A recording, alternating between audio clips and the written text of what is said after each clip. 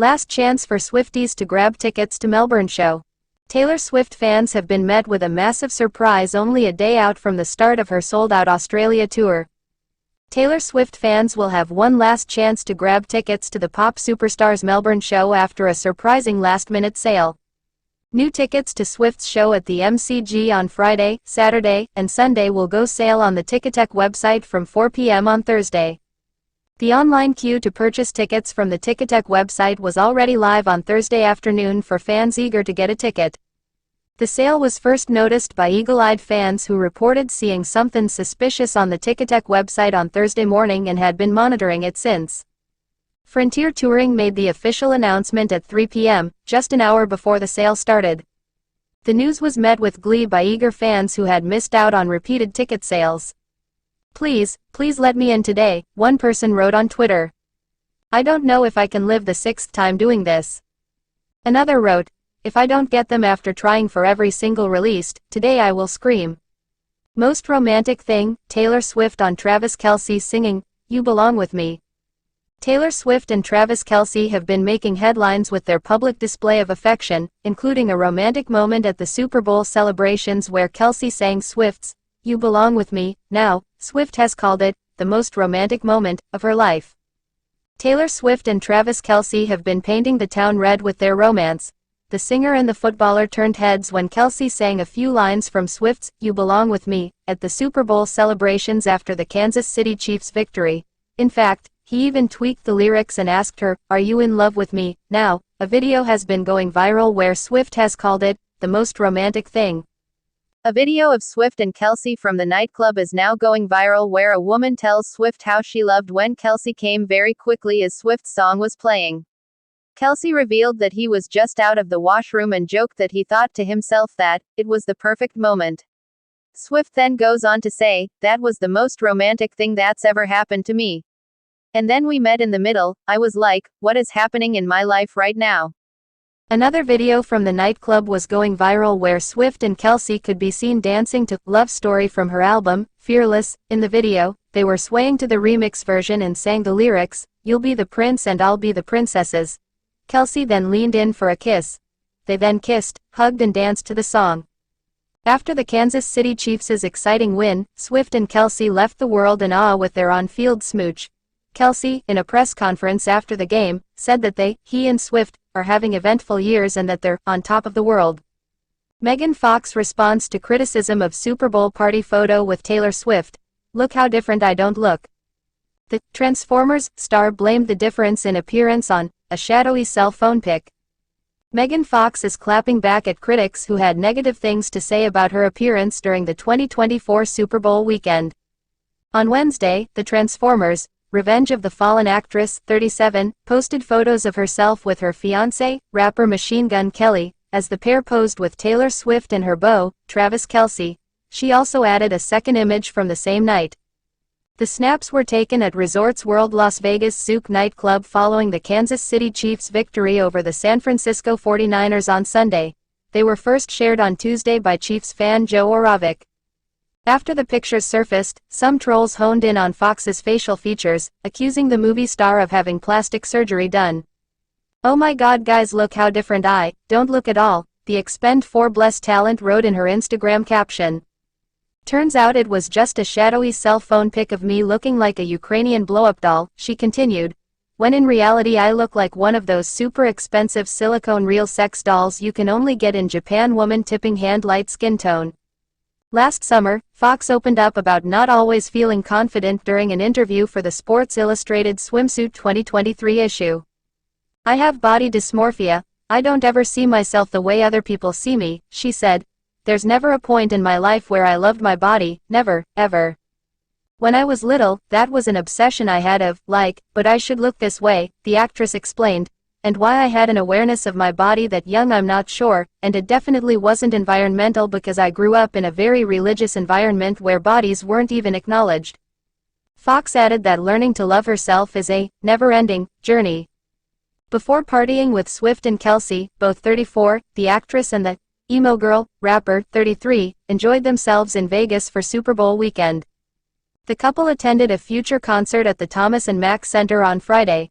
videos shared by an MGK fan account showed him and Fox matching one another in all-black outfits.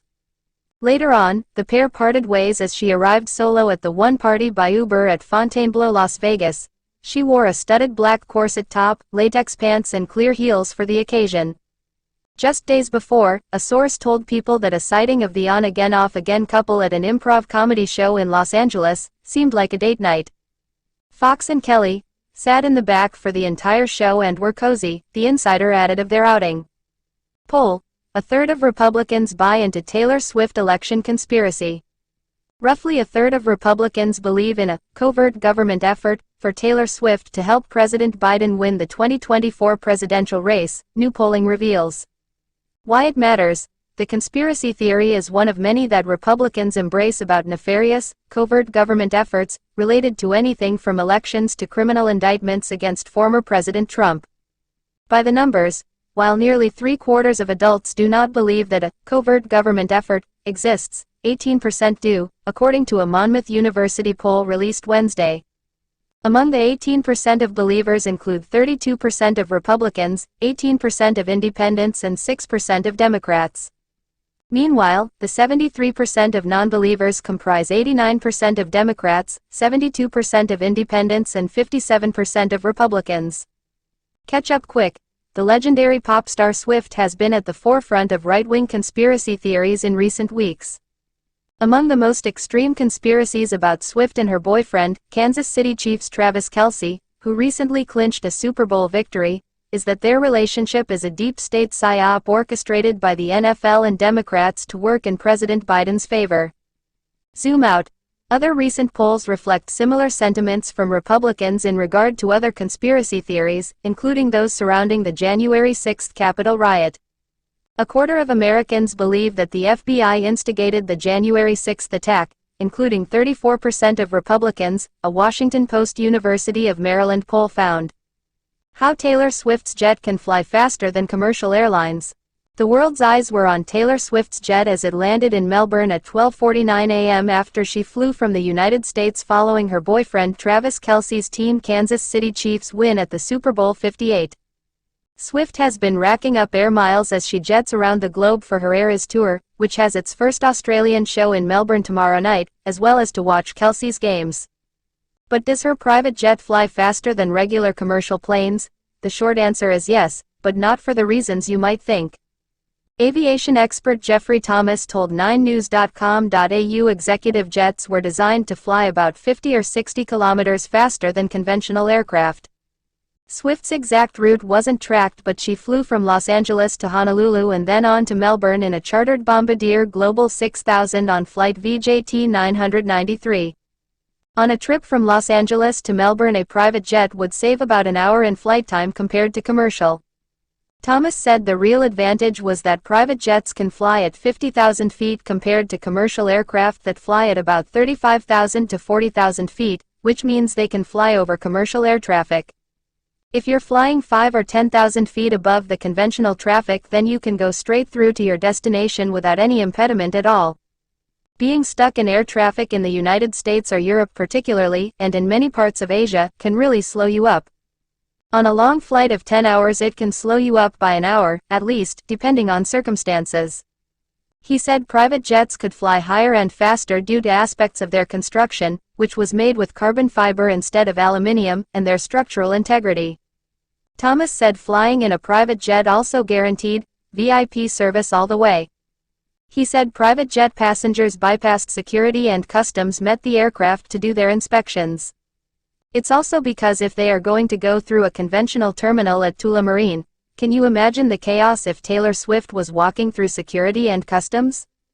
It would be bedlam and flights would be delayed.